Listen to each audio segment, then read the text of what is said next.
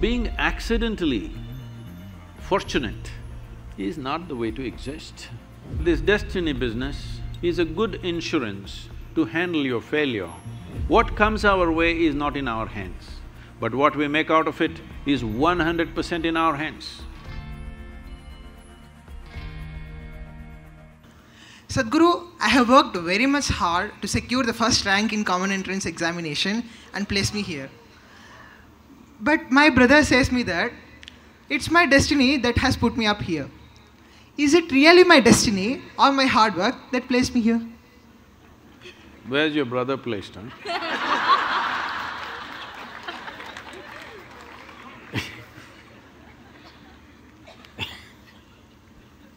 See, what people are generally calling as destiny is essentially what they end up creating unconsciously. When I say unconsciously, as you sit here right now, as everybody sits here right now, there is physical activity going on within the system. There is mental process, there is emotional activity, and of course the life energies are active. Every moment, they are taking in hundreds of inputs, whether you're conscious or not conscious.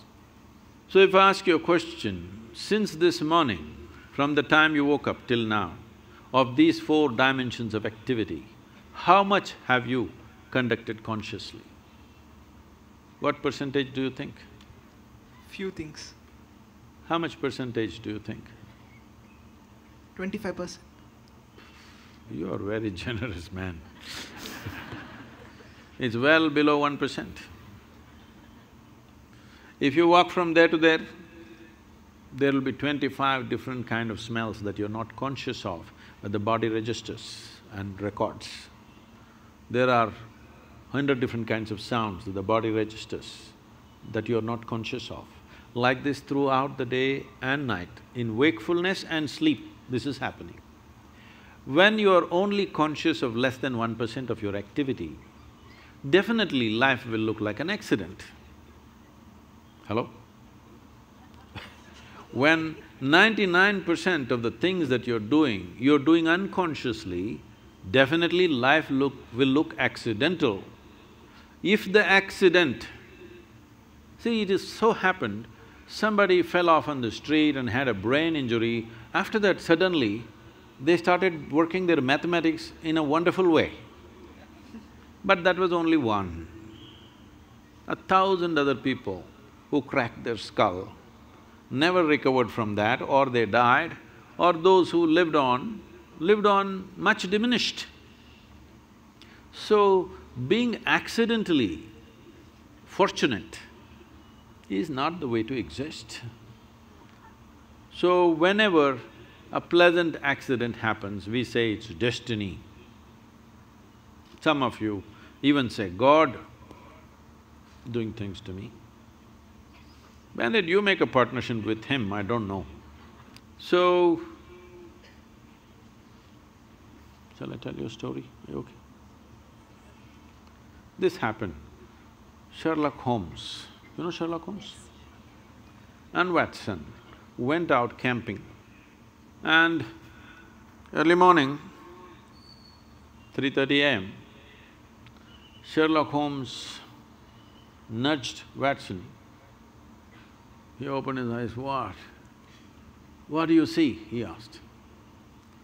"Well, I see a clear sky and stars." "What does it mean to you?" He said, "Well, that means tomorrow is going to be a wonderful sunny day."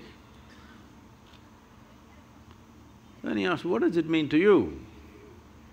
He said, "It means someone has stolen our tent."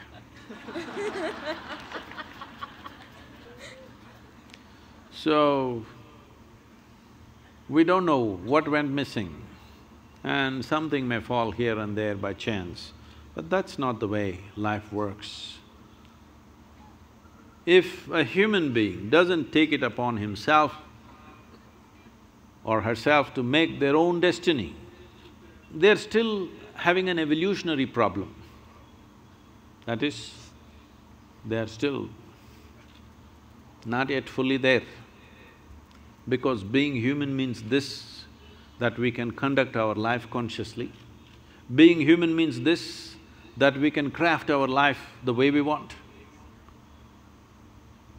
But this destiny business is a good insurance to handle your failure.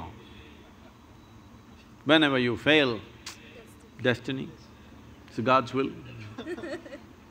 So this has been going on for a long time. This is not the fundamental nature of this culture. In this culture, we taught you right from ancient times, your life is your karma. Did we tell you or no? Nobody told you there is a God up there who will do things to you. We always told you, your life is your karma. This means your life is your making. No interstellar influence on you, it's you. Whatever, there are a million impacts on us, but what we make out of it is still us, isn't it? What is thrown at us is not in our hands. What comes our way is not in our hands, but what we make out of it is 100% in our hands. I must tell you this. When I first went to Coimbatore and we started setting up the yoga center, this is a country like this is very strange. Now they're all clapping their hands. But at that time, simply rumors, oh, they're doing drugs, they're doing something else, they're here to kill the wildlife, they're killing tigers, they're killing elephants, all kinds of things. Rumors going around, even media reporting these kind of things. Then 100 prominent people in the town meet and then they say, this yoga is spreading like a disease. These are the words. We have to do something. There some young hothead says, let's take a truckload of people and pull down the whole thing, because the whole yoga center at that time was just thatch roof sheds. So they decided they want to come there and pull down the whole thing and be finished. Today, it is among the most prominent places in the country, okay? So, when they said this, there was an old man who is no more, a wise man. He said, see, you don't know who you're dealing with. I know this man. If you throw stones at him, he will build something out of those stones. Don't throw stones at this man. So, what comes at you, you cannot decide, but what you make out of it is your thing, isn't it? This is where your dint is. This is where you are to prove who you are, because you can't decide what comes at you, but you can definitely decide what you make out of whatever comes at you.